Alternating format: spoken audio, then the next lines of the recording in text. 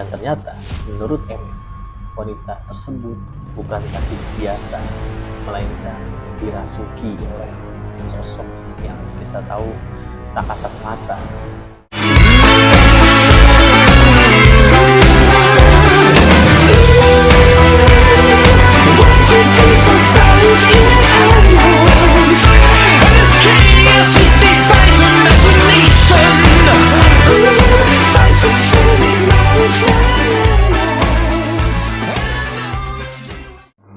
Assalamualaikum warahmatullahi wabarakatuh. Balik lagi di part 2, bagaimana perjalanan turun dari puncak Gunung Gede menuju base camp.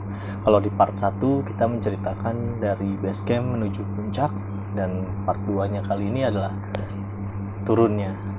Ini yang menarik. Yang pertama, kita foto-foto di puncak itu kurang lebih selama 1 jam. Kita berkenalan juga dengan beberapa rombongan lain dan meminta untuk salah satu mereka memfotokan kami berlima. Setelah itu, tanpa berlama-lama kita memikirkan seorang Emen, dan kita turun dengan ya lumayan cepat lah, tidak terlalu banyak berhenti. Turun langsung mencapai ke Surya Kencana kembali. Di Surya Kencana, Gilang dan Esa mengambil air, sedangkan kami bertiga ya masih asik foto-foto. Lalu kita berjalan pelan-pelan menuju ke pos 3. Sebelum itu kita akan melihat dari sudut pandang seorang Emen terlebih dahulu. Mari kita simak.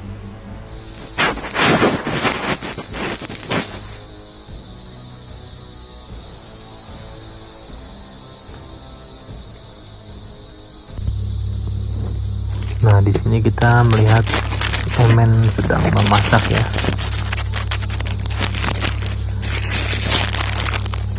Sendirian di pos 3, gimana rasanya ya?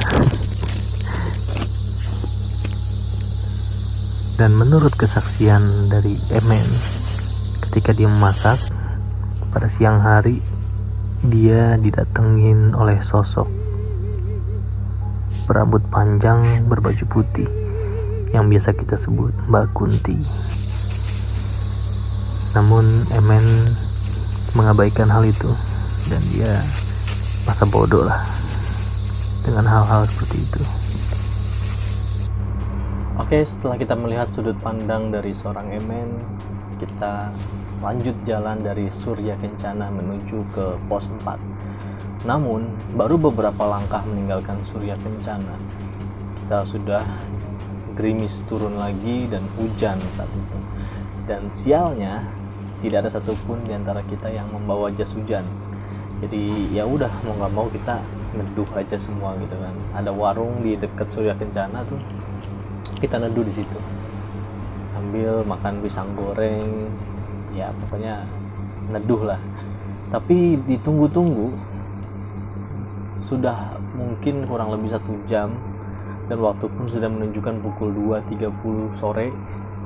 Hujan tak kunjung reda. Mau tidak mau ya kita membeli jas hujan, walaupun dengan harga yang luar biasa. Tanpa berlama-lama kita turun pelan-pelan dan akhirnya sampai di pos 3, di mana Emen sudah menunggu di luar tenda. Dan ketika kita mau masuk tenda, ternyata ada seorang wanita di dalam tenda kami. Jadi wanita itu sedang sakit, sedangkan rombongannya belum menggelar tenda. Jadi mereka ini baru mau naik, dan wanita itu sakit, lalu menumpang di tenda kami sementara, dan teman-teman yang lainnya masang tenda. Akhirnya kita menunggu dulu di luar. Lalu setelah tenda mereka jadi, wanita itu pun dipindahkan ke tenda mereka. Dan ternyata menurut Emin, wanita tersebut bukan sakit biasa, melainkan dirasuki oleh sosok yang kita tahu tak kasat mata. Namun kita masih belum mengetahui pasti apa penyebabnya, kenapa wanita itu bisa dirasuki. Di situ Emen sudah selesai masak, ada nasi, ikan asin, jengkol, sama seperti menu di malam hari ya, karena memang menunya itu sama dan dibagi 2 aja, buat malam dan buat siang gitu. Emen sudah selesai masak, kemudian Doni, Ruli, dan Gilang makan terlebih dahulu, sedangkan gue, Esa, dan Emen packing barang kami dulu sambil cicil ya untuk persiapan turun. Dan setelah kami packing barang kami, kemudian gantianlah kami yang makan, dan Gilang, Ruli, dan Doni mereka yang packing kan. Pada saat gua mau makan di situ, gua ngelihat sudah ada 3 orang. 1 orang bernama Billy dan 2 orang lagi yang naik bareng kita waktu itu di base camp. Dia orang Tangerang. Satu namanya Ilham, yang satu juga namanya Hafiz. Dan Hafiz posisinya kakinya sedang terkilir. Katanya dari puncak menuju turun kakinya sudah cedera karena tersangkut akar. Lalu mereka mengajak turun bareng dengan kami karena lebih ramai, lebih seru gitu katanya. Oke, kita sangat senang menerimanya. Kita turun bersama mereka. Jadi kita 6 orang dengan 3 orang, 9 orang kita turun bareng. Lalu persiapan packing sudah berlangsung cukup lama. Bahkan pembongkaran tenda pun sampai dibantuin oleh Billy. Padahal itu tenda kami, tapi Billy bantuin untuk membongkar tenda. Waktu sudah menunjukkan pukul 6.30 dan hari sudah mulai gelap. Kita memulai perjalanan turun dengan berdoa terlebih dahulu. Doa dipimpin oleh Ruli untuk keselamatan kita bersama. Lalu sebelum kita melangkah untuk berjalan turun, Esa di sini melihat ke belakang, ternyata ada seekor babi hutan yang tersorot oleh senternya dia. Kita mengabaikan aja gitu. Jadi udah oke, babi hutan wajar ada di gunung gitu kan. Itu kan memang habitatnya mereka gitu. Lalu Emen memulai perjalanan berada di paling depan, sedangkan Billy, orang yang baru kita kenal tadi, itu berada di paling belakang. Dan gue di sini adalah tugas yang membawa sampah. Jadi gue sambil jalan sambil memegang sampah, itu benar-benar ribet. Udah gitu jalanannya licin, terjal, ya kalian bisa rasain sendiri deh. Beberapa kali sempat berhenti istirahat, lalu jalan lagi. Sampai tiba saatnya jam 7, azan Isya terkumandang. Emen meminta berhenti sejenak. Dan di situ hal yang luar biasa terjadi, di mana Ruli dia melihat sosok wanita yang biasa kita sebut Mbak Kunti ada di sebelah kiri jalan. Dan kita semua sempat terdiam sejenak sambil menunggu azan. Lalu beberapa dari kami juga ada yang melihat sosok mata merah sedang memantau, memperhatikan rombongan kita. Tapi Billy tetap mengatakan fokus pada jalan, jangan terpengaruh dengan apapun, kita harus hati-hati karena jalanan licin, jadi harus fokus. Akhirnya setelah berhentian itu, Emen mencoba untuk mundur dan dia mengatakan siapapun yang mau duluan silakan. Dan akhirnya Billy berubah, dia menjadi yang terdepan, sedangkan Emen berada di belakang bersama Doni.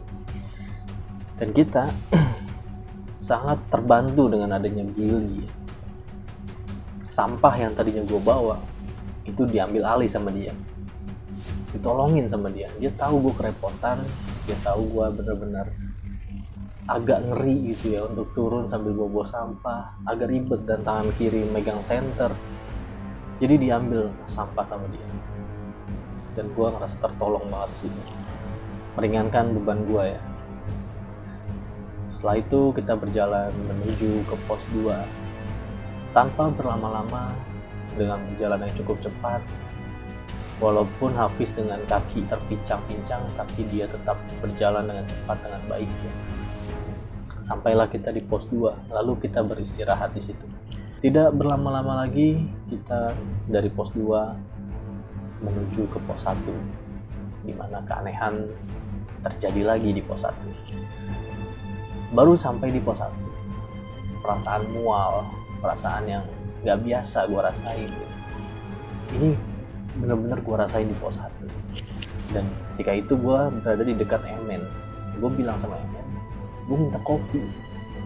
Padahal gue sadar gak sadar bahwa yang minta kopi itu bukan gue.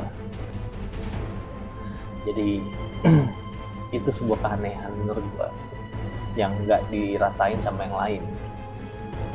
Dan semenjak itu perasaan mual, lelah, campur lelah ya masih menghampiri gue. Dari pos 1 menuju ke pos sampah, kita berjalan lagi dengan perasaan yang sama, masih mual, masih lelah. Akhirnya di pinggir sawah kita berhenti lagi sejenak, dan gue di situ haus banget. Gue rasanya pengen minum apapun, gue pengen minum di situ. Dan ternyata air kita habis, air bawaan kita habis. Setelah itu Emen mengatakan itu ada aliran air, minum aja, apa kok bersih. Dan memang di sebelah sawah ada sebuah selokan gitu, airnya tuh jernih mengalir. Dan gue mengambil gelas stainless gue ambil airnya sebagian dan gue minum. Dan setelah itu perasaan lelah campur mual tadi hilang seketika, dan kita melanjutkan perjalanan dengan aman dan selamat sampai di warung pertama. Dan di situ ada sosok penjaga.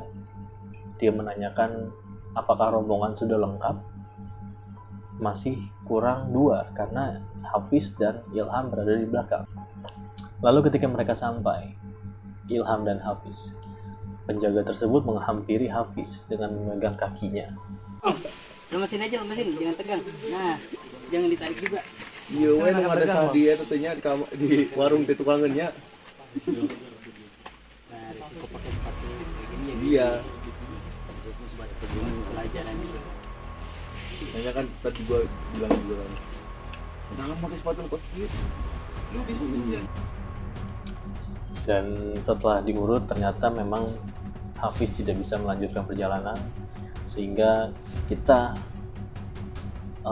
ke base camp Aba Anwar terlebih dahulu.